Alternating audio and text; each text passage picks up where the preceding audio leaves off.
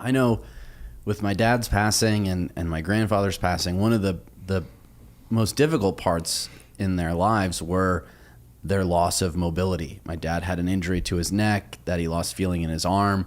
And I do feel that for a lot of us as we age, mobility is going to become a really important factor in our quality of life.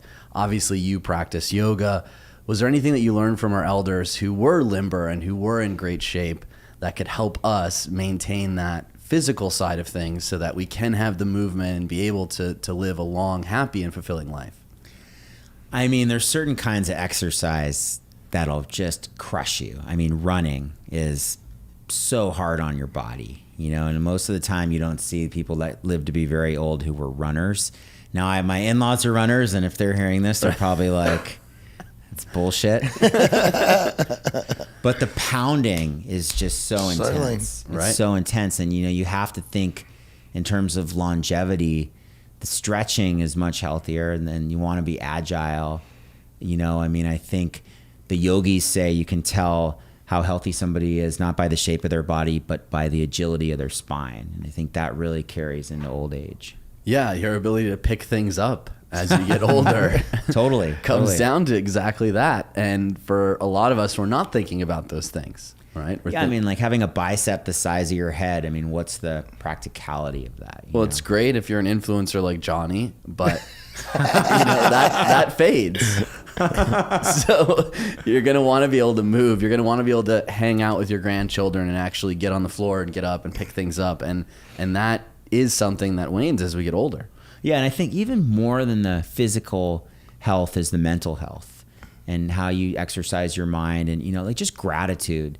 There's this leading researcher on gratitude, and he says that gratitude, you have to be a badass to be grateful because gratitude is morally and intellectually demanding. Mm-hmm. It's easy to wake up and fixate on all the stuff that you got to get done, and it's hard to wake up and shift your focus to everything that's good in your life. And so just mental strength is really important as well. Yeah, and when you're in a state of gratitude, you can't have any other emotional feelings. You're strictly in gratitude. Unlike, multitasking, I can be afraid, I can be angry, but when you're focused on gratitude and being grateful, that's the only state that you can be in. Yeah, and the whole thing about it shifting on focus of what you have rather than what you don't have, and it's certainly it is a shift, and it does take patience and it does take work to be able to do that. I certainly know when I had learned about appreciation and started practicing it, I know that not only did my thoughts about where I was in life change, but how I woke up and approached every day changed.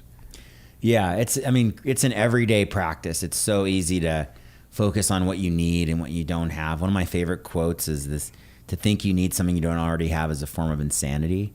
And I think it's true. I mean, your whole life you could be searching for the things you don't have, and how are you going to appreciate the things you hope to have in the future if you can't appreciate what you have right this moment? So, and I think for a lot of us, taking a step back and thinking about where we were, as a kid, where we were just 5 years ago, allows us to actually find that stuff to be grateful for. Yeah. Because a lot of us are present, forward-looking, thinking about the future and what we don't have, and time again, we just have to take a step back and realize, 4 years ago, I couldn't run this fast. I couldn't lift this much weight. I couldn't talk to this many people. I didn't have this level of confidence at work. So it is looking backwards to see just how far you've come to find that gratitude. And we love the 5-minute journal. I don't know if you're familiar. I have it, yeah. That's great. It's a fantastic practice, morning and evening, a few prompts, you fill it out every single day, and it really reinforces the gratitude. And it's been scientifically shown to lift your mood and change your mental health, which I think is huge as we get older.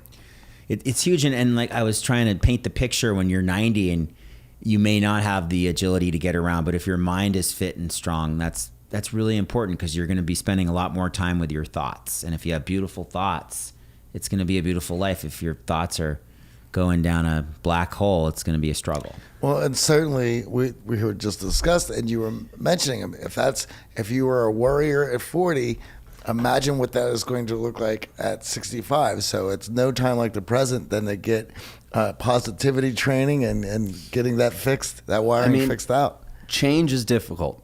Transforming yourself, it's going to be an upcoming theme month for us, transformation, but transformation is hard. Change is very hard. A lot of us are set in our ways.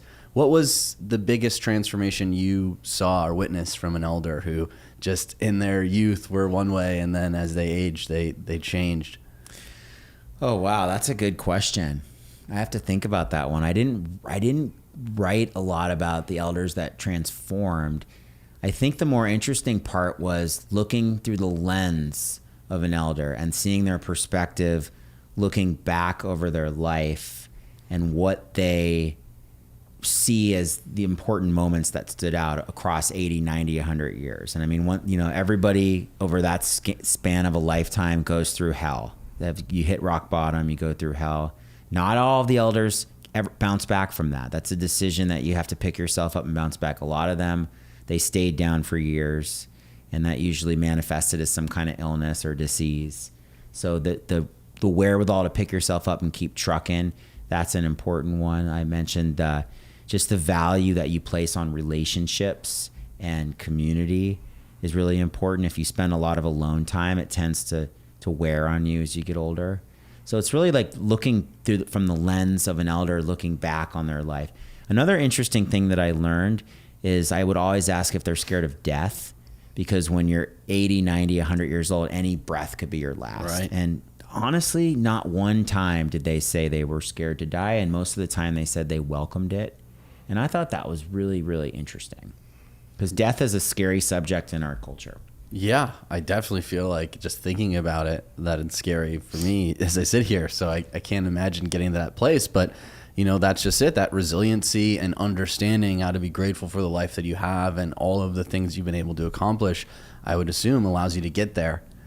Yeah, and also, in yoga, the shavasana is like the most wonderful part of yoga. It's the corpse pose or the death pose, and learning to just relax into that peace is the feeling that you kind of sense is what happens when older people are approaching the end. It's not this scary, anxiety-ridden thing, but it's like a sense of peace.